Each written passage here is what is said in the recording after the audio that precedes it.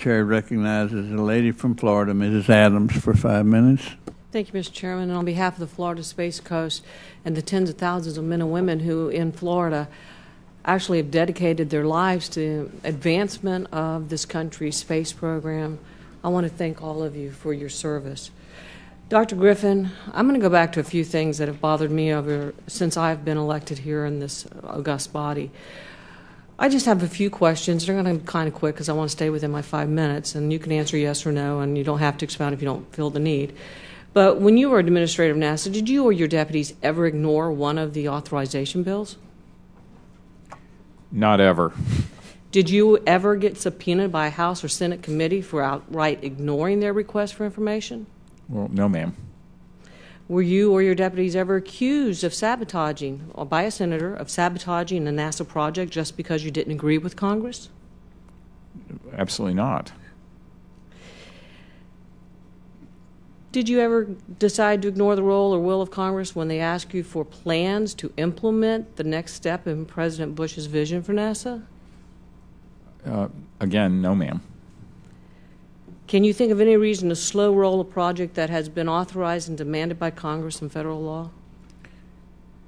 Well, if the chief executive doesn't want to do the project, then logically speaking, they will slow roll it because every 2 years there's an election and there's a chance to try again, whereas if you start a project, it becomes more difficult to cancel it.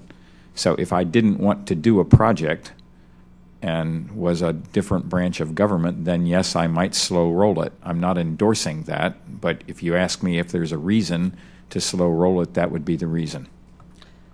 So can you think of any reason why it would be acceptable for a NASA administrator or his or her deputy to ignore Congress? It's not acceptable. Congress, I remind people frequently that they need to read Article 1 of the Constitution.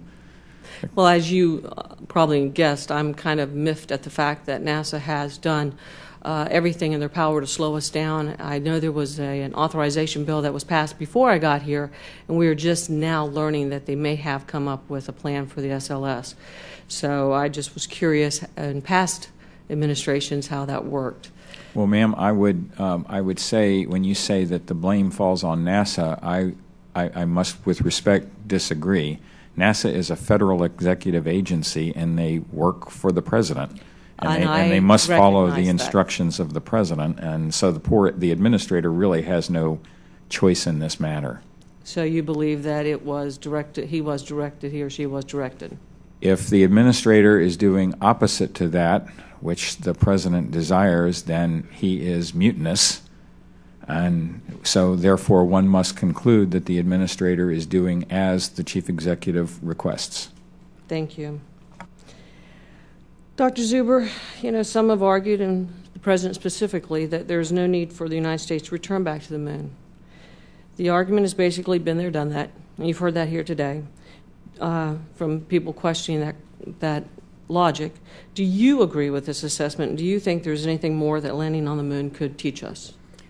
Okay, so first of all, I'll say that my mission Grail, which is en route to the moon, and will arrive, the two spacecraft will arrive on New Year's Eve and New Year's Day of this year, was it's a NASA Discovery mission, and it was the highest rated proposal of the 24 proposals submitted, both science and implementation. So the scientific rationale was viewed by the scientific community to be the best among the proposals that were submitted during that round. So the science community feels that there was a compelling reason to return to the moon. And you do also, I assume. Obviously.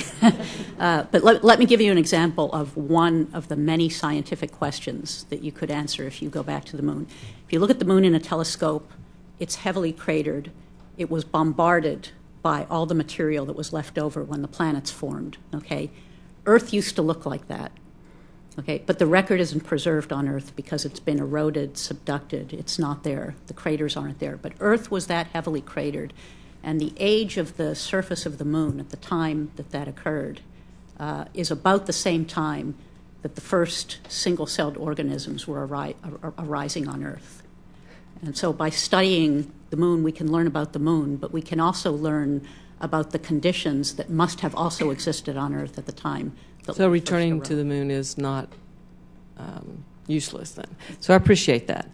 And Captain Cernan, Mr. Armstrong, how do we get NASA to move forward with a solid mission if the authorization bill passed last year and we're just now hearing of an SLS? Is there any way that we can encourage them to come forward with a solid mission, a vision, I guess, so that we can encourage our young people, our youth, to get more involved again?